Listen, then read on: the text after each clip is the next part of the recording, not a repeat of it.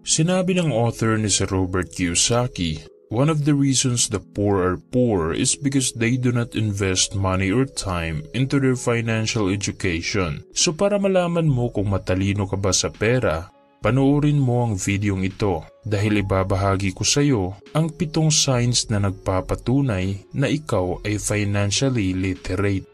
So kung handa ka na, simulan na agad nating talakayin ang unang sign.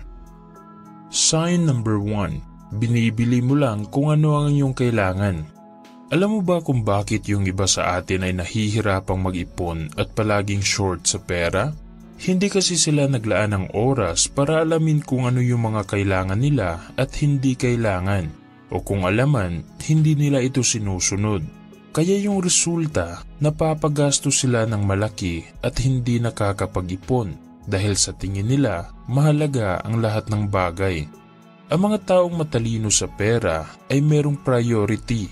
Inuuna nila palagi na magtabi ng minimum of 10% ng kanilang income at pagdating naman sa paggastos, binibili lang nila yung mga mahahalagang bagay. Hindi sila bumibili ng bagong cellphone dahil maayos pa naman ang cellphone nila ngayon. Hindi sila bumibili ng bagong sapatos dahil meron pa naman silang magagamit. Alam kasi nila na kapag nagkamali ka sa paggastos, posibleng madudukot nila yung kanilang ipon o di kaya ay may sasakripisyo nila yung ibang mga gastusin. Malinaw sa kanila kung ano ang kanilang wants at needs, kung ano ang mga kailangan nila at hindi kailangan. Kaya pagkatapos mong panoorin ang videong ito, kumuha ka ng papel at ballpen at isulat mo kung ano ang iyong mga wants at needs. Lagyan mo ng presyo ang bawat isa at tingnan kung hindi ba ito lumagpas sa iyong income. Kung sakaling lumagpas, gawan mo lang ng adjustment ang iyong wants. Ang paggastos sa mga bagay na kailangan mo lang ay isang sign na matalino ka sa pera at umaako ka rin ng responsibilidad na gamitin ito ng maayos. Sign number 2. Meron kang ipon. Masasabi nating matalino ka sa pera kapag hindi mo ginastos lahat ng iyong kinikita. Alam naman nating lahat kung gaano kahalaga ang pagkakaroon ng ipon para meron tayong pera na nakareserba sa ating mga future expenses. Posibleng magagamit natin ito sa pagpapatayo ng ating bahay, pagsisimula ng negosyo, o di kaya ay magagamit natin ito sa mga unexpected na pangyayari gaya ng medical emergency.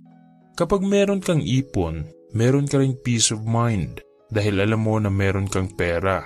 Kung sa tingin mo ay imposible ang magkaroon ka ng ipon dahil sa liit ng iyong sahod, wala kang ibang gagawin kundi palakihin ang iyong income. Maghanap ka ng ibang opportunity na kayang magbigay sa iyo ng ekstrang pera, tapos ang perang kikitain mo sa iyong sideline, yun ang ilagay mo sa iyong ipon. Pero hindi lang ito ang dahilan kung bakit hindi nakakapag-ipon yung ibang mga Pinoy. Kumikita naman sila ng malaking halaga, kaso lang meron silang bad spending habit na umuubos palagi ng kanilang income. So ang solusyon naman sa ganitong sitwasyon ay trabahuin mo ang iyong paggastos. Gumastos ka lang ng sapat at huwag kalimutang mag-ipon. At the end of the day, hindi naman yan palakihan ng income at paramihan ng gamit, kundi disiplina sa paghawak ng iyong pera. Sign number 3. Hindi ka nangungutang para ma-afford ang isang bagay. Ito ang katotohanan pagdating sa utang. Madali lang pumasok pero ang hirap umalis. Magbabayad ka ng pera sa loob ng ilang taon dahil lang sa isang desisyon. Yung mga perang napupunta sana sa ipon ay doon napupunta sa interest. Pero yung mga taong matalino sa pera, hindi sila gumagamit ng utang para makuha mga bagay na hindi nila afford. Posibleng gumagamit sila ng credit card pero ginagamit nila ito sa ibang dahilan. It's either para magkaroon sila ng credit score o di kaya ay para maiwasan na ma-hack ang kanilang personal savings account. Pero pagdating sa pag-acquire ng mamahaling bagay, hindi nila pinipilit ang kanilang sarili na kunin agad ito at gumamit ng utang. Mas mabuti pa rin yung mag-ipon ka muna at maghintay. Maraming magandang mangyayari sa iyo kapag wala kang utang. Una, meron kang peace of mind dahil wala kang ibang iniisip kundi personal expenses mo lang. Pangalawa, Wala kang babayaran na interest at wala ring maniningil sa'yo. Pangatlo, makakapag-focus ka sa pag-iipon at sa pagpapalaki ng iyong net worth. At pang-apat, nabubuo mo yung disiplina na maghintay muna at pag-ipunan ng isang bagay bago ito bilhin. Napakagaan sa pakiramdam kapag wala kang utang na binabayaran. Kaya bago ka magdesisyon ng mga utang, pag-isipan mo munang mabuti at huwag magpadala agad sa iyong emosyon. Sign number 4. Meron kang emergency fund. Ang emergency fund ay isang uri ng ipon na nakalaan lamang sa mga hindi naasahang pangyayari. Magagamit mo ang perang ito kung sakaling huminto ang pagdaloy ng iyong income at para maiwasan mo rin na magkaroon ng malaking utang. Kung mo na-advise ng mga financial advisor kung magkano ang dapat mong ipunin sa iyong emergency fund, dapat ay katumbas ito ng iyong 6 months to 1 year na gastusin.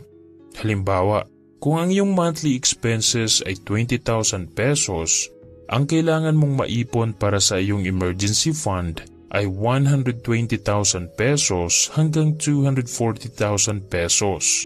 Kapag meron ka ng ipon para sa iyong emergency fund, yan ay isang sign na matalino ka sa pera at nangangahulugan lang yan na responsable ka sa paghawak nito.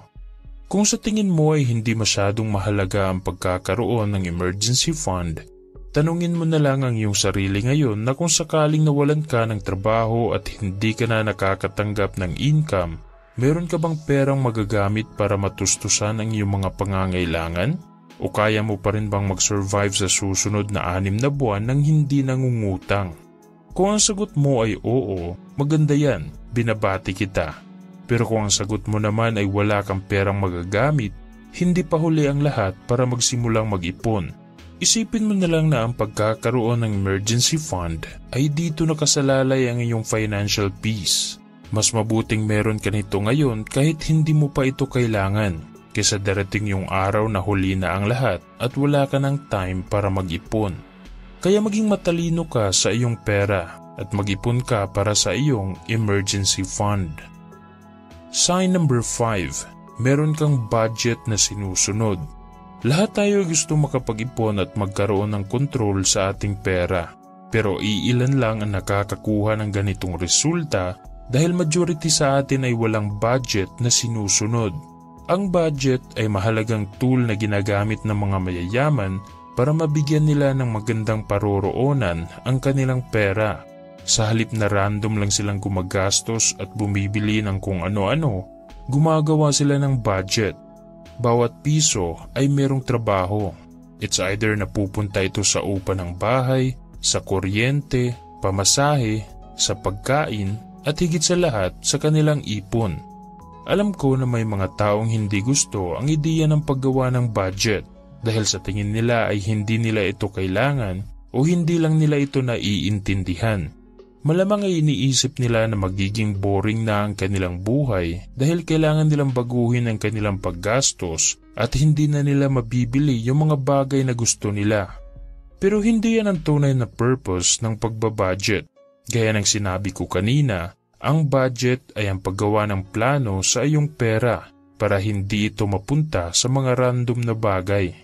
Mahalagang alam mo kung magkano ang iyong income, magkano ang iyong naiipon at nagagastos kada buwan para palagi kang updated sa daloy ng iyong pera at para madali mo ring malaman kung saang bahagi ng iyong finances ang dapat gawan ng pagbabago. Sign number 6. Nakafocus ka sa pagpapalaki ng iyong net worth. Kung matalino ka sa pera, alam mo na merong malaking pinagkaiba ang net worth at income. Yung income ay ang perang natatanggap mo galing sa trabaho, sa negosyo, investment at iba pang mga sources. Habang ang net worth naman ay ang perang nananatili sa iyo pagkatapos mong tanggapin ang iyong income. Kapag alam mo ang pinagkaiba ng dalawa, dito mo maiintindihan na hindi lahat ng taong kumikita ng malaking halaga ay mayaman dahil may mga taong malaki ang income pero zero ang net worth. Malaki lang yung income nila pero wala silang naiipon at wala rin silang asset na nabuo dahil kung magkano yung income nila, katumbas din ito ang kanilang gastos. Hindi batayan ang laki ng income para masabi nating matalino ka sa pera.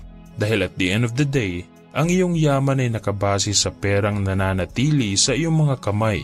Hindi mo masasabing mayaman ka dahil kumikita ka ng 100,000 pesos o 200,000 buwan-buwan kung ginagastos mo naman ito lahat.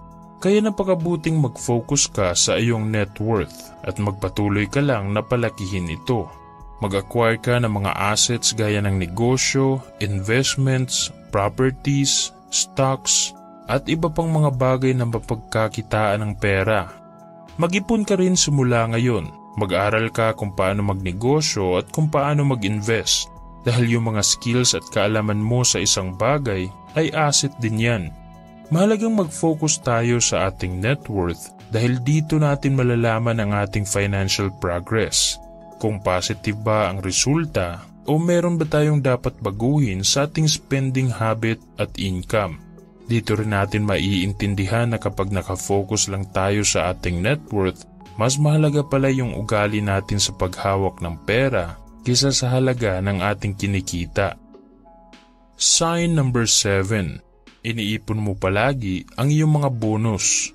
Ugali ng karamihan sa atin kapag nakakatanggap ng ekstrang pera ay gastusin ito as if hindi nila ito pinagpaguran. Tandaan mo na hindi ka makakatanggap ng 13th month pay kung hindi ka nagtatrabaho at wala kang bonus na matatanggap kung hindi ka nag-perform ng maayos sa iyong ginagawa. Pinagpaguran mo pa rin ang perang yan kahit ang tawag dyan ay bonus. Mas mabuting gamitin mo ang iyong ekstrang pera bilang isang opportunity na lumago ang iyong investment at dumami pa ang iyong ipon. Hindi yung gagamitin mo ito sa mga bagay na hindi mo naman kailangan. Maraming mga Pinoy ang patuloy na naghihirap at namumuhay paycheck to paycheck. Yun ay dahil sa lifestyle inflation. Ito yung sabay na pagtaas ng iyong gastos base sa iyong income. Kung dati ay gumagastos ka lang ng 15,000 pesos buwan-buwan dahil yun lang ang iyong kinikita, ngayon na tumaas na ang iyong income at naging 25,000 pesos na ito, gumagastos ka rin ng 25,000 pesos. Sa tuwing may increase ang iyong income, tinataasan mo rin ang iyong paggastos. Sa tuwing may bonus ka na natatanggap, gumagastos ka rin ng extra. Pero kung matalino ka sa pera, hindi mo hinahayaan na mapunta sa ibang mga kamay ang majority ng iyong sahod. Sinisigurado mo palagi na meron kang naiipon at sa tuwing nakakatanggap ka naman ng ekstrang pera, hindi mo ito ginagastos. Lahat tayo ay merong mapagpipilian araw-araw. Ang gumastos o mag-ipon, ang matuto o magsayang ng oras, ang maging mayaman o maging mahirap. At base sa iyong goal, alam mo na kung ano dapat ang pipiliin mo. So in summary, ang 7 signs na nagpapatunay na ikaw ay matalino sa pera ay number 1, binibili mo lang kung ano ang iyong kailangan. Number 2, meron kang ipon. Number 3, hindi ka nangungutang para ma-afford ang isang bagay. Number 4, meron kang emergency fund. Number 5, meron kang budget na sinusunod. Number 6, nakafocus ka sa pagpapalaki ng iyong net worth. At number 7, iniipon mo palagi ang iyong mga bonus. Sa 7 signs na tinalakay natin, alin sa mga ito ang meron ka na ngayon? Magbigay ka ng comment sa ibaba.